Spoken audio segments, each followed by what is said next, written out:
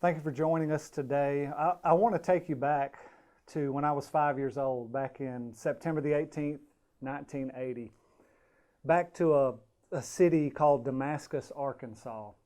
It was about 50 miles away from Little Rock, Arkansas, and you'd call it Nowheresville, Arkansas. As a matter of fact, the Air Force soldiers that would work at this nuclear base would say that when they pulled down a gravel road, at the end of the gravel road, they got to just an old fence.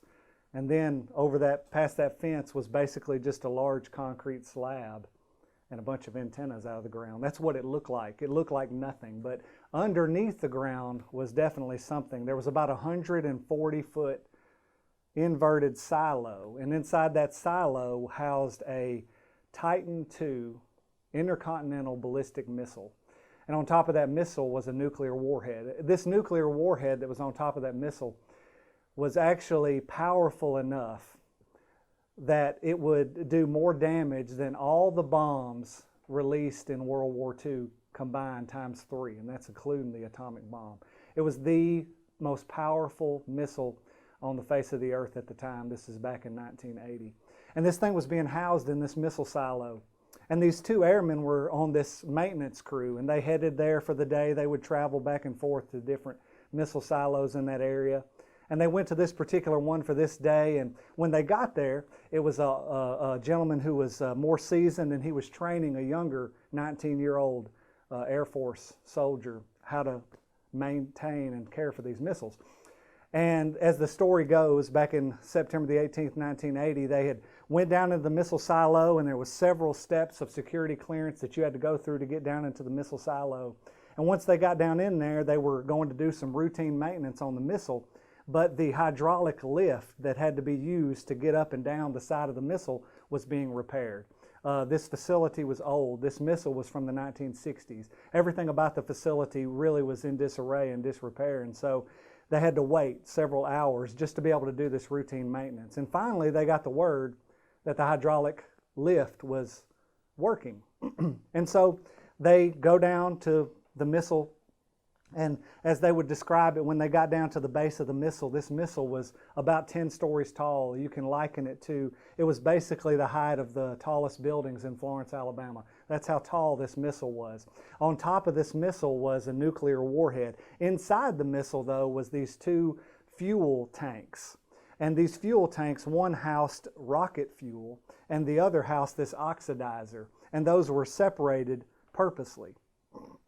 But when those would meet, they would ignite and send that missile across continents in order to be able to send that nuclear warhead wherever it was intended to go. But it was told that those fuels were more dangerous to the workers than the nuclear warhead. They worried more about those. There was a Class A oxidizer, which is the highest class of poison. It was said that even if you would rub your hands together, the friction that was caused could ignite that fuel if it got out of that tank. And so it was a very dangerous and very concerning job. Many times they were more afraid of the fuel than they were the nuclear warhead. And so they finally get on this lift, and they go, as they're about to go, the airman remembers that they have forgotten the torque wrench that they were going to use in order to be able to add more of the fuel to the tank, because the tank had been a little bit low. And so in order to get this specific torque wrench that they needed to put a little bit more fuel in this tank at the end of their day, they would have had to go back out to the car where they had left it. Well, in order to get back to the truck where they had left it, they would have had to go back through all this clearance. It would have taken an hour or two just to go back to the truck, get this torque wrench, and come back down and put the little bit of fuel in this missile. And so the senior airmen decided that it was okay, that they would just use something that wasn't part of the protocol, but it was basically a socket wrench. It was about a 3-foot long socket wrench, and it had this 8-pound socket on the head of it. And they would use it. They'd used it before. It wasn't really protocol. They weren't really supposed to use it.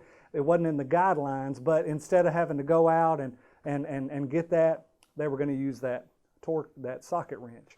And so they go up to, they have the lift them up about 80 feet on the side of the missile. And then it was told that as he turns the wrench, the socket had to be fitted in there because it didn't really fit right. And they got the cap off, just like no problems whatsoever. and they were about to fill the tank up with a little bit more fuel.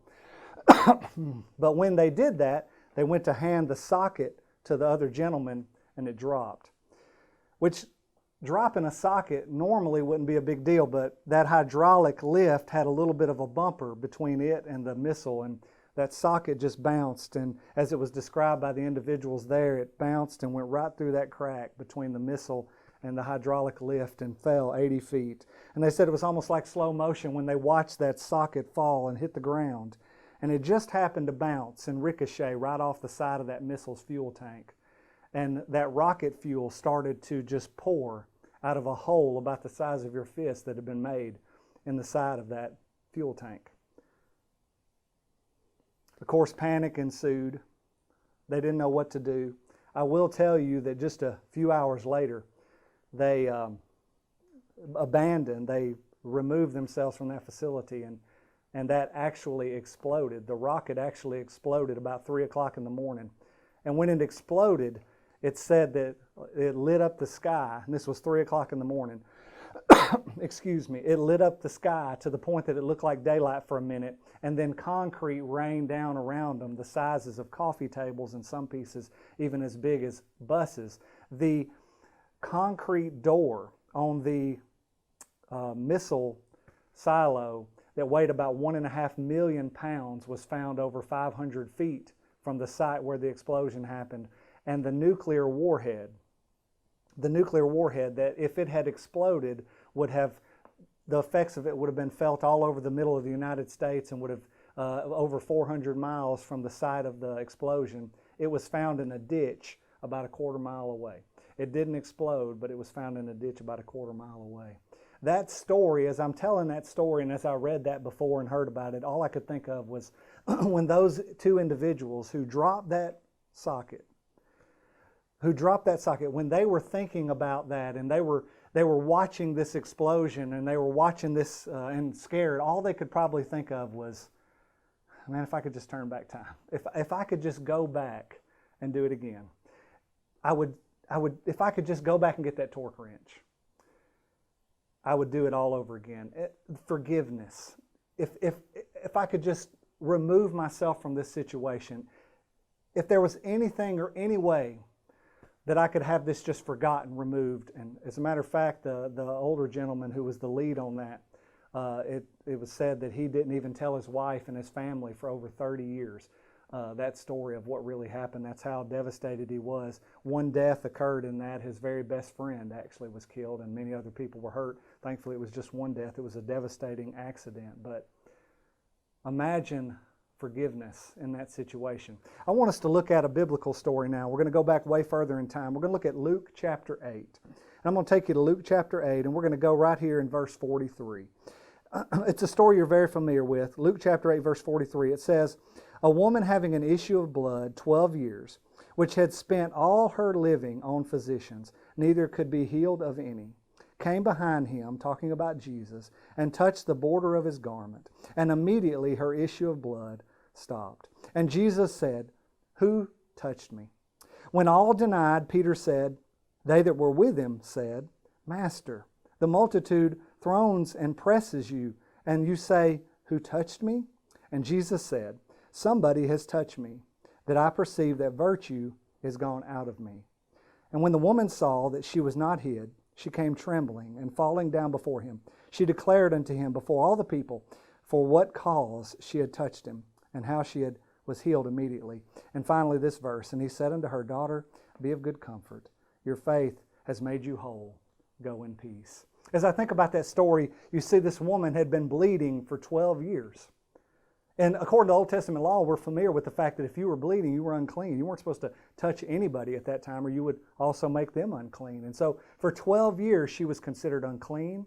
For 12 years, she had spent money trying to get doctors to heal her, and none could, so she was broke. So not only was she unclean, but she was broke, but also she was in need. And so you have this woman who was in a dire situation, and notice she goes to Jesus, and Jesus in the middle of this crowd, and this woman, it says, goes up behind him and touches the hem of his garment, and immediately she is healed. And the interesting thing about this story to me is that as soon as she touches him, Jesus stops. I can envision him walking. It's like a movie star, or like I've been watching this Michael Jordan documentary, and it's like when Michael Jordan was walking around, just people trying to get his attention, just touching him from every side. And Jesus, no doubt, as he's walking, there's this crowd mob touching him from every side. And so when he stops and says, who touched me? The disciples were confused. What do you mean, who touched you?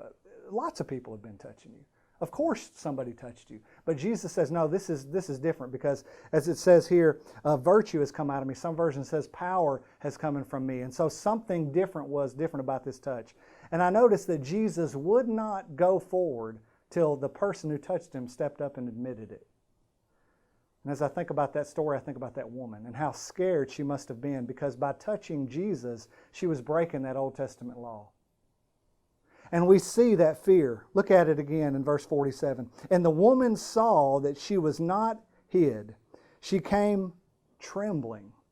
She was so scared about the fact that what she has done has now been revealed to everybody. Everybody knew about it. And she was afraid about what was going to happen. She was actually shaking. And falling down before him, she declared to him before all the people what had done. And I love Jesus' response. Amazing. Look at this response right here.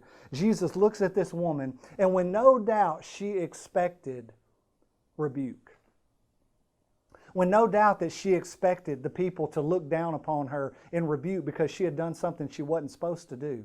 Just like that story we just talked about, when the story's told about those individuals when they dropped that socket, that for the first 30 minutes when they were trying to figure out what was going on, they lied. They said, I don't know, we just saw smoke, we don't know. It took them 30 minutes to admit, while they were trying to figure out and diffuse the situation. It took them 30 minutes of that. Sirens going off, people trying to figure out how to keep this nuclear warhead from blowing up. It took 30 minutes for them to admit what they had done. And when they did, it said that the airman, he started crying and admitted what he had done and how he had dropped that socket. Oh, just the desire in his heart to have somebody say, hey, it's okay. It's going to be okay. It'll be all right.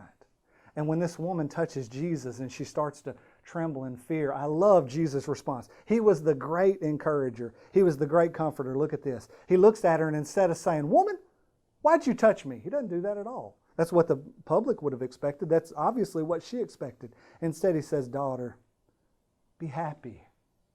Smile. Your faith has made you whole. Go in peace.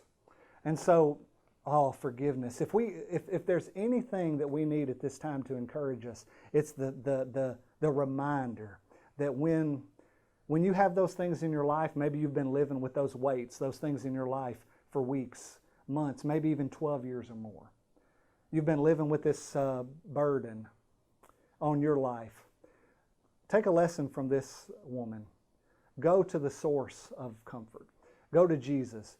Touch Jesus. Come in contact with Jesus. Come in contact with His blood. And it's in contact with His blood that we'll ultimately have peace from Him. And so if you need encouragement today, Jesus is the ultimate one to forgive. And ultimately He asks us to forgive as well. Let's be a forgiving people, and let's find forgiveness and comfort in the one who offers it greatly. Thank you for listening.